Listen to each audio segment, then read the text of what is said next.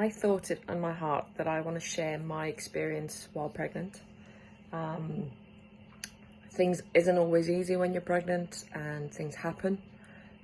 So I just find when you talk about it and when you hear people's stories, you kind of take a step back and look at your own circumstances and your own pregnancy, and yes, you kind of take things back up again and you keep going.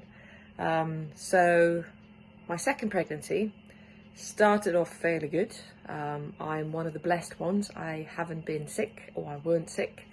And I can honestly say that is being blessed, because I have had friends who has literally been admitted to hospital because they're so dehydrated, and that is just absolutely horrible.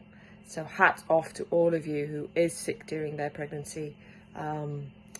Just keep persevering, do what you can. There's a video that I did, an interview that I did with a doctor.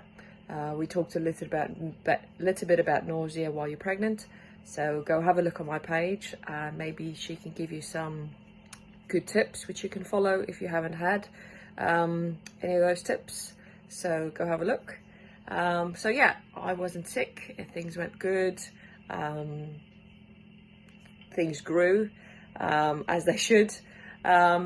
And then when I hit about 18 weeks pregnant, I woke up the Sunday morning and my husband brought me a cup of coffee, and he told me a joke. And when I laughed, we both kind of just realized something's wrong. And yes, so I had complete left side weakness in my face. Nothing moved when I smiled, when I pat my lips, which was slightly a bit scary, to be honest. And in the lead up to that, I had a lot of headaches during my pregnancy. My midwife and I kind of just put it down as hormonal headaches, but it was quite bad. Some days really couldn't even lift my head up, but I just keep saying to myself, drink water, try and be as active as you can, even if you just go out for a walk. Don't just kind of sit still. So on the days when the headache were better, I could move and I could get better. But then, obviously, when the facial weakness started, they took me into hospital because they were scared about a possible TIA. So that is a small bleed in the brain. I had an MRI done, I had a CT scan done, and then the neurologist wanted me to have a lumbar puncture done as well. Thank goodness and thank God everything was good and clear. It's just the lumbar puncture left me with a dural tear, which then led me to be in complete bed rest for 2 weeks, well, nearly 2 weeks. So again, I take my hat off to any woman when the doctor tells you you need to go on complete bed rest. Well done. You're doing the best for you, you're doing the best for your baby.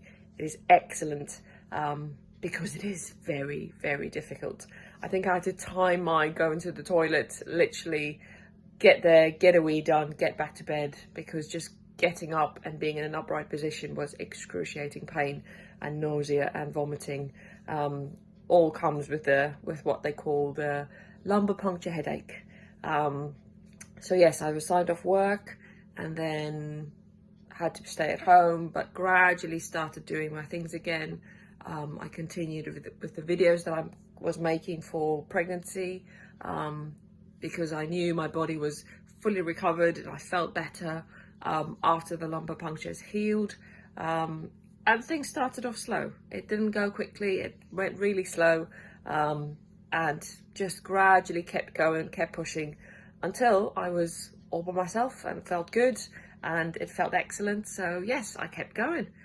And then obviously I hit 28 weeks, and with the uncertainty of the coronavirus while you're pregnant, not quite sure what to do, because obviously if you do get coronavirus and you are one of the unlucky ones where you get it quite badly and you have to be in the hospital, when you're pregnant you can't have the normal medicine that they give the others. So by 28 weeks they told me no face-to-face patients anymore, which is quite sad, because I love people and I love helping people and I get my energy from people. So basically being behind the telephone, doing video calls, that was all I could do up until the time when I went on maternity leave, which was around 38 weeks. So very, very scary in that time. But what we women do, what we do, we take it in our strides, we look for the positive and we keep going. And I could still help people over the video, and I could still help people over the phone. It was just about taking my mindset and changing it. And then yes, I had such a good labour compared to my first one.